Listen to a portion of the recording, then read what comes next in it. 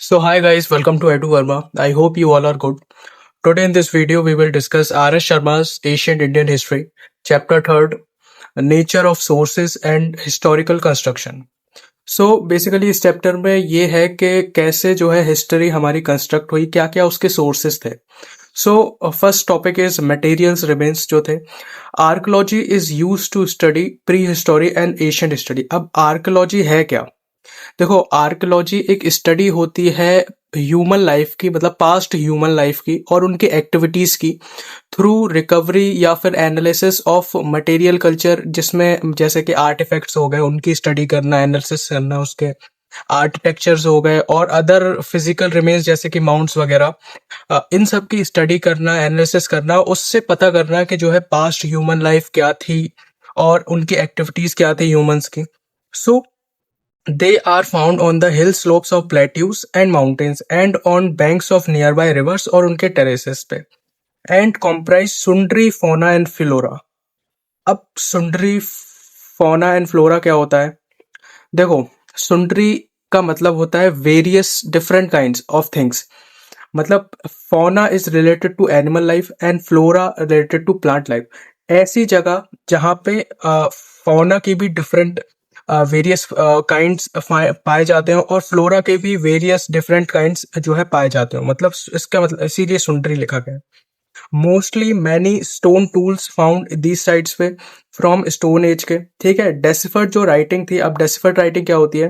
देखो, deciphered writing का मतलब होता है कि जो पुराने जमाने में उस टाइम पे जिस राइटिंग में ह्यूमंस ने लिखा है उसको डेसिफर करना, मतलब अंडरस्टैंडेबल बनाना, टू अंडरस्टैंड इट. तो उसी को कहते हैं डेसिफर्ड राइटिंग. ये नोन इन इंडिया बाय 3000 से 2001 बीसी के बीच में. Decipherable writing was known in India in 300 BC with the Ashokan inscription. Ashokan inscription जो कि major rock edicts, pillar edicts, उस पे उन्होंने लिखवाए थे अशोका ने. मतलब सॉलिड एविडेंस है for historical reconstruction from that time. मतलब एक सॉलिड एविडेंस है कि उस टाइम ये सब चीजें होती थी, लिखावटें, इंस्क्रिप्शन ऐसी होती थी. अब जो एशियंट इंडियंस जो थे लेफ्ट इनन्यूमरेबल मटेरियल्स रिमेन, बहुत सारे ऐसे एविडेंस छोड़ के गए. उसमें से कुछ हैं स्टोन टेम्पल्स साउथ इंडिया के, कुछ हैं ब्रिक मोनास्ट्रीज इन ईस्ट इंडिया, जो कि रिमाइंड करते थे कि ग्रेट बिल्डिंग्स एक्टिविटीज होती थी पास्ट में. ठीक है. अब एक मेजर पार्ट, अब जो रिमेन्स होते थे ना, उनका मेजर पार्ट जो मटेरियल्स होता था वो ब्यूरीड होता था एक माउंट्स में. माउंट्स क्या होता है? एक एलिवेटेड पोर्शन होता है लैंड का covering the remains of the old habitants. मतलब पुरानी चीजों को एक साथ इकट्ठा करना और पहाड़ जैसा बनाना, और नॉर्मल जमीन से जो उठा हुआ रहता है. डायग्राम आपको दिख ही रहा होगा, ये नॉर्मल लैंड है. ये सब चीजें इसके अंदर पुरानी चीजें हैं, एंटिक्विटीज हैं, और इसके ऊपर पहाड़ बना दिया गया, तो उसको ही बोलते हैं माउंट. ठीक है. अब जो माउंट होते हैं वो तीन तरह के होते हैं. एक होता है सिंगल कल्चर माउंट, एक होता है मेजर कल्चर माउंट, और एक होता है मल्टी कल्चर माउंट. ठीक है. सिंगल कल्चर माउंट में जो है represent only one culture through out, मतलब एक ही कल्चर की चीजें, उसमें एंटिक्विटीज, पुरानी चीजें फाउंड होंगी.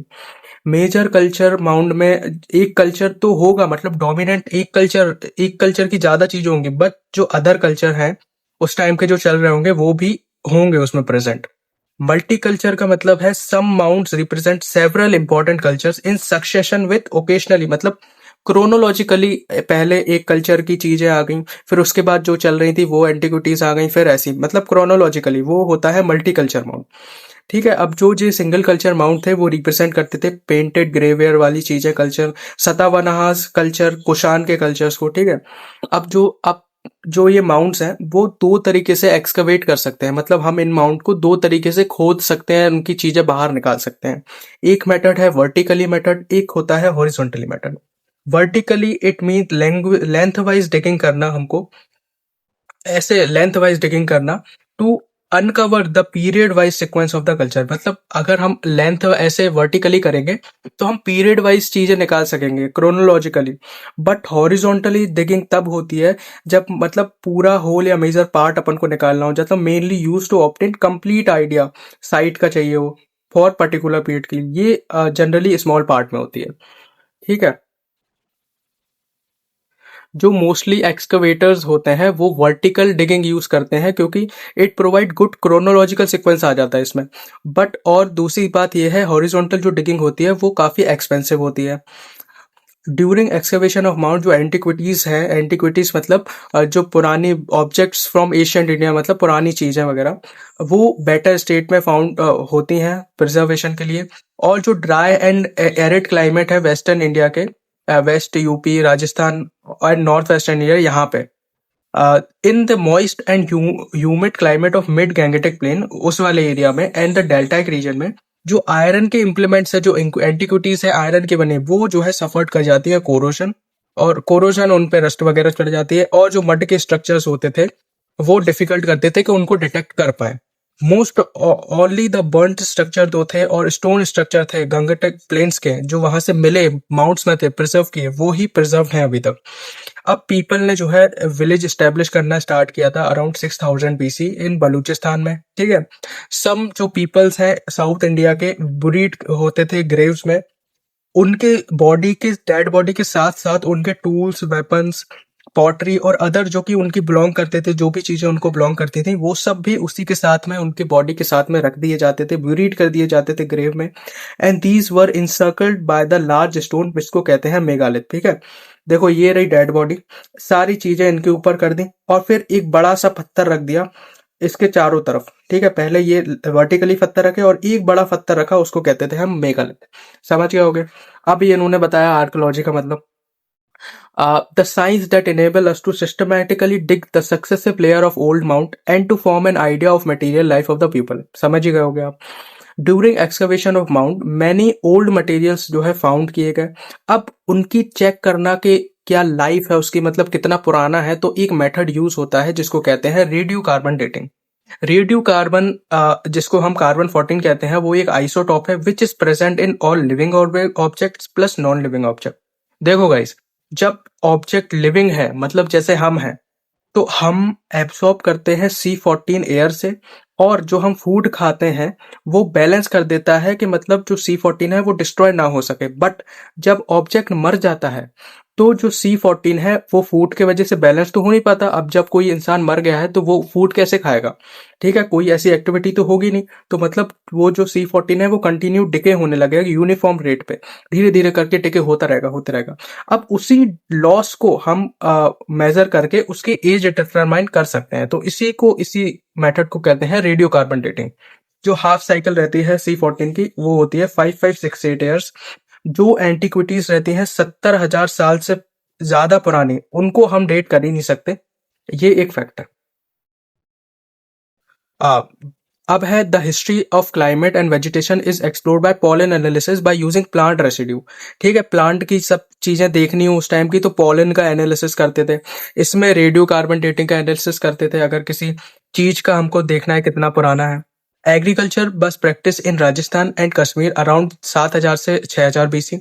अब देखो guys, the study of animal bones की स्टडी करके पता लगा जा सकता है कि वेदर द एनिमल जो है डेमोस्टिकेट करते थे, पीपल उनको पालते थे या तो उनसे कोई काम कराने के लिए उनको पालते थे, ठीक है, इससे पता। अब जियोलॉजिकल स्टडी क्या है? Study of soil and rock. और बायोलॉजिकल स्टडी होती है study of plants and animal. Geological and biological studies enable us to understand not only prehistory but also the human history। समझ गए। अब बात कर रहे हैं कॉइन की। ड्यूरिंग एक्सकवेशन ऑफ माउंट, जब माउंट्स का एक्सकवेशन हुआ, मैनी कॉइन्स जो है अनअर्थ हुए। अनअर्थ मतलब है निकाले गए वहां से। द स्टडी ऑफ कॉइन को बोलते हैं न्यूमिस्मैटिक्स। जो एशियंट कॉइन्स थे वो made of metal, copper, silver, gold और लेड। आप कमेंट में बताओ लेड का केमिकल फॉर्मूला क्या होता है। कॉइन्स मोल्ड जो थे वो बर्न क्ले के बने होते थे। जो पीपल्स थे वो स्टोर करते थे मनी को अर्थनवेयर में। अर्थनवेयर होता है मतलब मिट्टी के objects, and also in brass के वेसल्स में।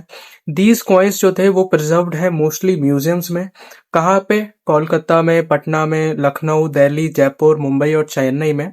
जो मैनी इंडियन कॉइन्स हैं वो प्रिजर्व्ड है मतलब कंट्री के आउटसाइड भी, म्यूजियम्स में, नेपाल के, बांग्लादेश के, पाकिस्तान के और अफगानिस्तान के।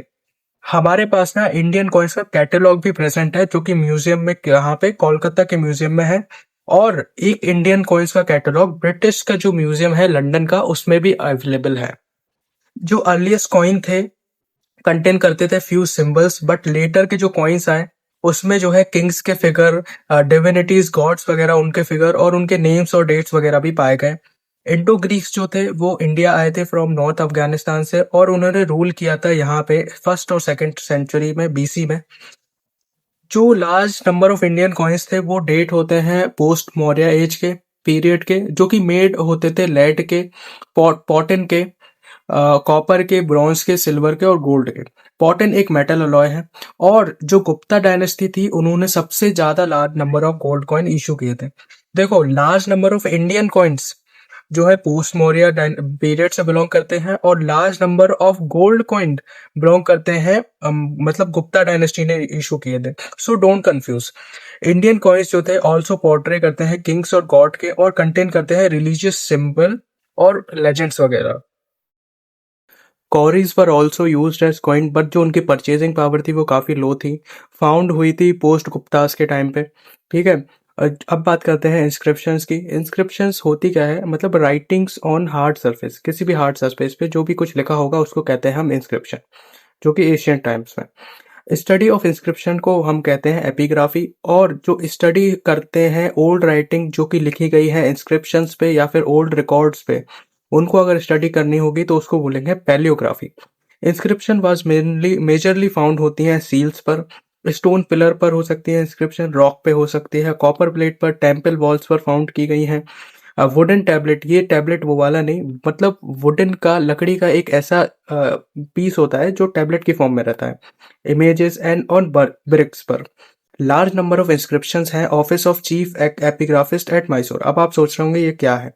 तो देखो, जो आर्कोलॉजिकल सर्वे ऑफ इंडिया है उसकी जो एपिग्राफी ब्रांच है वो मैसूर में है लोकेटेड। वहाँ पे जो है वो काफ़ी वास्ट कलेक्शन ऑफ इंस्क्रिप्शन का अवेलेबल है, तो इसीलिए ये बुक में लिखा गया है। अर्लीस्ट इंस्क्रिप्शन जो थी वो रिटन लिखी गई थी प्राकृत में लैंग्वेज में इन 300 बीसी में।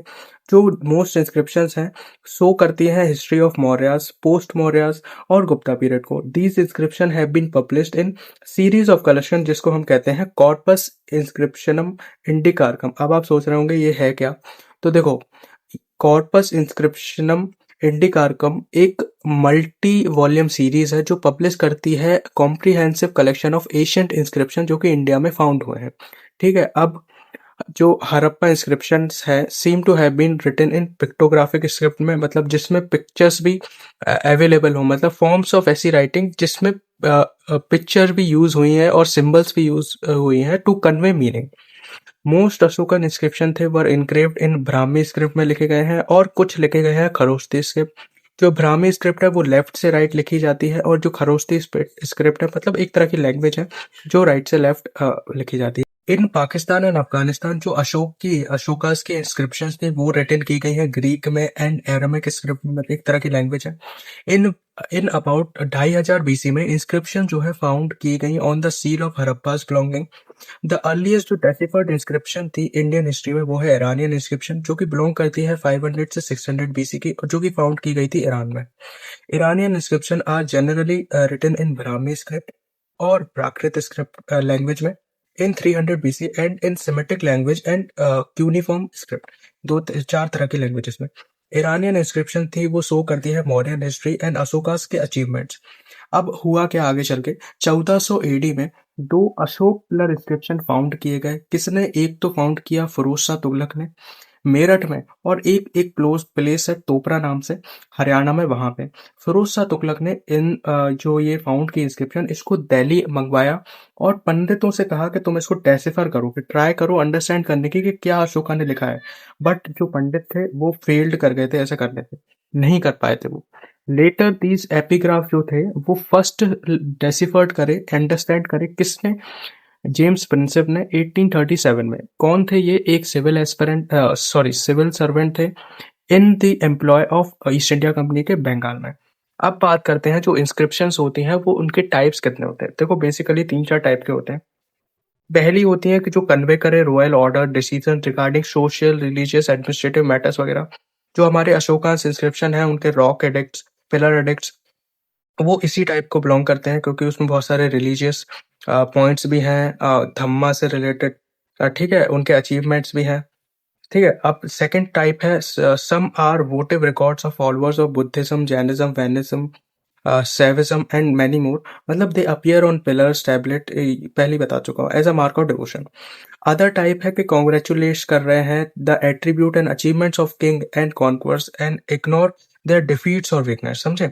जैसे समुद्रगुप्ता का जो अश्वमेध यज्ञ किए थे उन्होंने, तो वो उन्होंने इलाहाबाद पिलर इंस्क्रिप्शन में लिखवाया।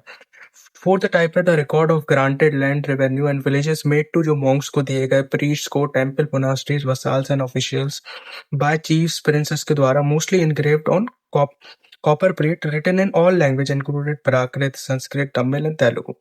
अब बात करते हैं कुछ लिटरेरी सोर्सेज की, जैसे मैन्यूस्क्रिप्ट है जो कि हैंड से रिटन की गई थी। इंस्क्रिप्शन को देखो प्रिजर्व होते हैं म्यूजियम में, बट जो मैन्यूस्क्रिप्ट्स रहते हैं जो कि हैंड से लिखे गए हैं उनको प्रिजर्व करते हैं हम लाइब्रेरीज में। इंडिया में most of the Asian manuscripts were written है बर्च बार पे। अब आप सोच रहे होंगे बर्च बार क्या है। बर्च एक ट्री है जिसकी बार्क पर जो है लोग लिखते थे। बार्क मतलब खाल पेड़ की, बर्च ट्री की खाल, एंड पाम स्लीव पे लिखते थे। बट सेंट्रल एशिया के हैं जेवर रिटन ऑन शीप के लेदर पे लिखते थे, वुडन टैबलेट पे, प्राकृत लैंग्वेज में। Many old Sanskrit manuscript are found all over India which relate to South India, Kashmir and Nepal, समझ गए। Most of them contain religious theme, Hindi religious literature जैसे कि वेद, रामायण, महाभारत, पुराण एक्सेट्रा, जो शो करते हैं कि सोशल एंड कल्चरल कंडीशन क्या थी एशियन टाइम की। देखो जैसे अमंग ऋग्वेदा है, अथर्ववेदा है, यजुर, ब्राह्मणास, आर्यनकास और उपनिषद है। जो ऋग्वेदा है वो असाइंड है 1500 से 1000 बीसी तक की। जो उपनिषद है वो रफली अराउंड 1000 से 500 बीसी तक की, जो कंटेन करते हैं फिलोसॉफिकल स्पेक्युलेशंस। और जो ऋग्वेदा है वो mainly comprise prayers, later Vedic एट के texts comprise prayer as well as rituals, magic, mythological stories वगैरह, ठीक है। To successfully understand Vedic tech, it is necessary to study वेदांगास। अब ये वेदांगास क्या है? वेदांगास एक प्रिंसिपल्स हैं वेदास के, मतलब लिम्स ऑफ वेदास। कौन कौन से होते हैं ये? इट कंटेन्स फोनेटिक, शिक्षा, रिचुअल, कल्प, ग्रामर, व्याकरण, एटिमोलॉजी, निरुक्त, मैट्रिक्स, छंद, एस्ट्रोनॉमी, ज्योतिष। मतलब जो कि रिटन करे गए in the form of precept, मतलब सूत्र के टाइम में, और प्रोस के टाइम में, प्रोस के फॉर्म में, वेद में। The most famous example of this writing is grammar of Panini. Panini की जो ग्रामर है उसको हम कहते हैं अष्टाध्यायी, जो कि रिटन की गई थी अराउंड 450 बीसी में। It show society, economy and culture of that time. Mahabharata जो है, जो कि रिटन की गई है वेद व्यासा ने, कंसिस्टेड 8800 वर्सेस। वर्सेस का मतलब होता है सिंगल लाइन, मतलब group of line forming a stanza. Was called Jaya बोलते थे, जया शमिता भी बोलते हैं। फिर लेटर जो थे वो वर्सेस इंक्रीज हुए 24,000 and came to be known as Bharat because it contain story related to earliest Vedic tribe, जो कि भारत था। फिर फाइनली जो है कंपाइल्ड हुई इंक्रीज से 1 लाख वर्सेस में, which came to be known as the Mahabharata और शतशास्त्री संहिता। सिमिलरली जैसे ही महाभारत है वैसे ही द रामायण ऑफ वाल्मीकि, रामायण लिखी थी वाल्मीकि ने, ओरिजिनली कंसिस्टेड 6000 वर्सेस थे उसमें, फिर रेज्ड हुए 12,000 तक, फिर इवेंचुअली 24,000 तक, समझ गए। ये वर्सेस थोड़े इंपॉर्टेंट है तो इनको याद रखना। द रामायण कॉम्पोजिशन स्टार्टेड हुई थी 5th सेंचुरी में एंड एंड हुई उसकी 5th स्टेज पे 12th सेंचुरी में कंप्लीट हुई। ड्यूरिंग पोस्ट वैदिक पीरियड जो ग्रांड पब्लिक सेक्रीफाइस थी seen to be made princes ने की, एंड बॉन्ग मैंस बिलोंग टू 3 वन, मतलब जो सेक्रीफाइस होती थी प्रिंसेस के द्वारा वो बेसिकली 3 वन के लोग करते थे। पहली थी उसमें थे श्रोता सूत्र विच प्रोवाइड सेवरल ऑस्टेंटेशियस, मतलब several show off royal coronation ceremonies by king queen promoting ceremony, समझ गए।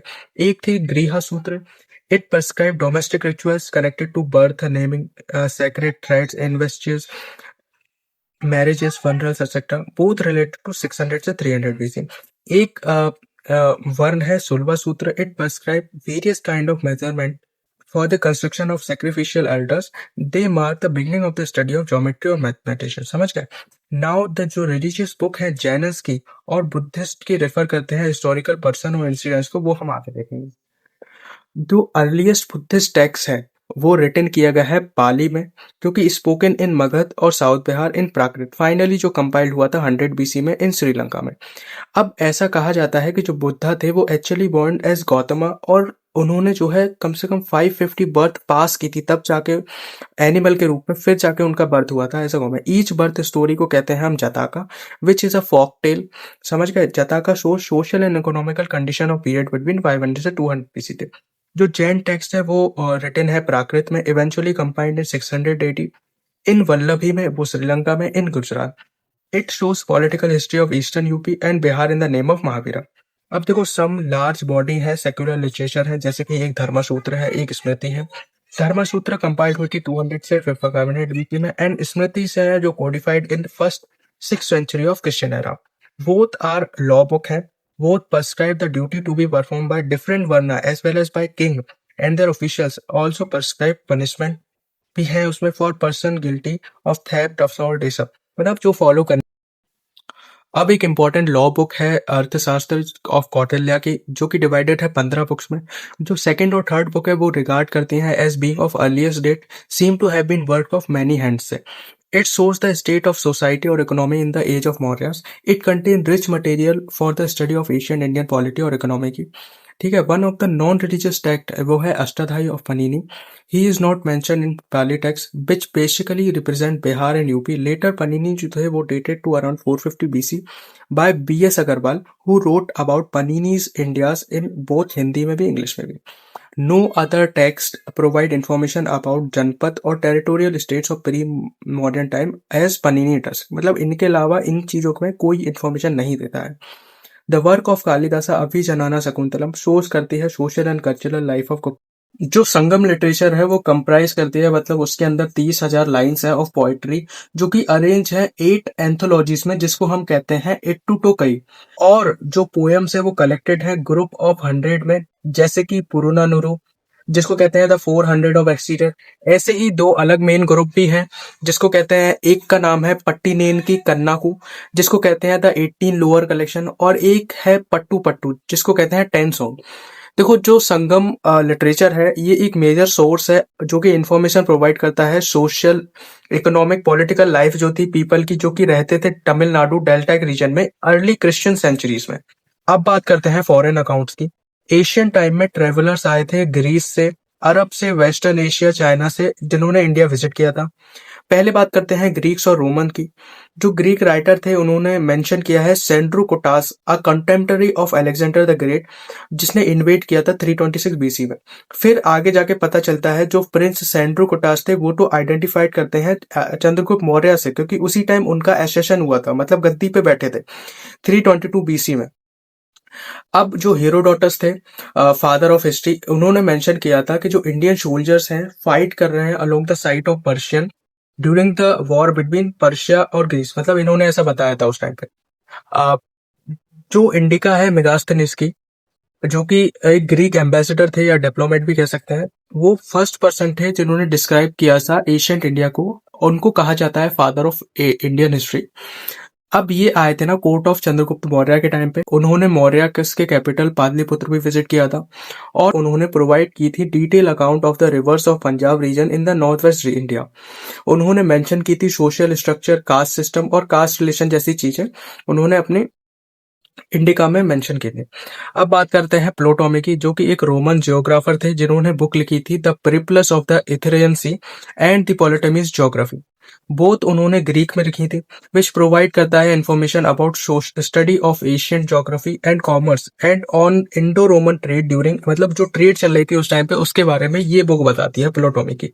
It tell us about the post of India's coast line, trade center क्या थे इंडिया में उस टाइम पे, trade route connecting trade center and port, distance between centers क्या क्या थे, लिस्ट ऑफ आइटम जो ट्रेड उस टाइम हो रही थी वो क्या थी, एनुअल वॉल्यूम क्या था ट्रेड का, रेट्स क्या थे, टाइप ऑफ शिप, कौन कौन सी शिप्स के टाइप्स थे उस टाइम पे। बेसिकली इन शॉर्ट डिस्क्राइब करते थे ट्रेड जो कि रेड सी में हो रहा था, पर्शियन गल्फ में हो रहा था और इंडियन ओशन में हो रहा था। प्लिनी की जो एल्डर, एक प्लिनी था जो कि द एल्डर बोलते थे उसको, उसने लिखी थी नेचुरलिस हिस्टोरिया इन 1st century में लैटिन में, जो बताती है अबाउट ट्रेड बिटवीन इंडिया और इटली के। ठीक। अब बात करते हैं चाइनीज अकाउंट की। It give us information about Gupta period from beginning से एंड तक, मतलब इन जो दो लोग हैं इन्होंने बेसिकली गुप्ता पीरियड के बारे में ही मेजरली बताया गया है। जो फाहीन थे उन्होंने एक बुक लिखी थी फोक्यो की, जिसको हम कहते हैं ट्रैवल ऑफ फाहीन भी। इन 5th century में ड्यूरिंग गुप्ता पीरियड पे इन्होंने इंडिया विजिट किया था। ये एक बुद्धिस्ट मॉन्क थे, इन्होंने लिखी थी record of Buddhist countries. It describe the community and culture of north India during the Guptas administration के टाइम में। अब ऐसे ही हुइनसांग थे, जिन्होंने सीयू की लिखी थी रिकॉर्ड्स ऑफ वेस्टर्न रीजन, और या फिर कह सकते हैं ट्रेवल ऑफ ज़ुआंगज़ांग, जिनकी जर्नी थी 629 से 230 एडी तक। ये भी एक बुद्धिस्ट मॉन्क थे जिन्होंने इंडिया विजिट किया था during region of Harshavardhan. He visited Buddhist pilgrimage and stayed at Nalanda University where he studied Buddhism study किया था इन्होंने। अब during 15 years of his journey throughout India, he also attained Harsha's assembly। Harsha की जो assembly होती थी उसको भी इसने अटेंड किया था। और ये रिटर्न हो गए थे चाइना में इन 645 एडी में। अब और कुछ अरब जो लोग थे वो भी, उनकी भी बात कर लेते हैं। ये तो चाइनीज थे। अरब थे एक सुलेमान मर्चेंट था ये एक, जिन्होंने विजिट किया था इंडिया 9th सेंचुरी में ड्यूरिंग द टाइम ऑफ भोज। इसने लिखा था अबाउट पाल और परिहार किंग्स के बारे में उस टाइम पे। और जो अल मसूदी थे अरब के, उन्होंने विजिट किया था इंडिया फॉर 2 years फ्रॉम 941 से 943 एडी में। इन्होंने लिखा था राष्ट्रकूटा के बारे में। देखो, पाल परिहार किंग्स के बारे में सुलेमान ने लिखा था, राष्ट्रकूटास के बारे में अल मसूदी ने लिखा था, और जो गुप्ताज है उनके बारे में फाहीन और हिंसांग ने लिखा था। अब है अल बरूनी, जो कि ईरानियन स्कॉलर्स थे जिनका फुल नेम था मोहम्मद इब्न अहमद अल बिरूनी, जिन्होंने विजिट किया था with conqueror Mahmud Ghazni who attack India, attack किया था। He wrote book Tahqiq e Hind in which he mention the situation and culture. इन्होंने विजिट की थी most of the India for 13 साल तक इन इंडिया, एंड लर्न की थी इन्होंने संस्कृत और इंडियन लिटरेचर। सो गाइस, यही था पूरा chapter 3rd of R S Sharma's Asian Indian history. So thank you very much guys, have a nice day.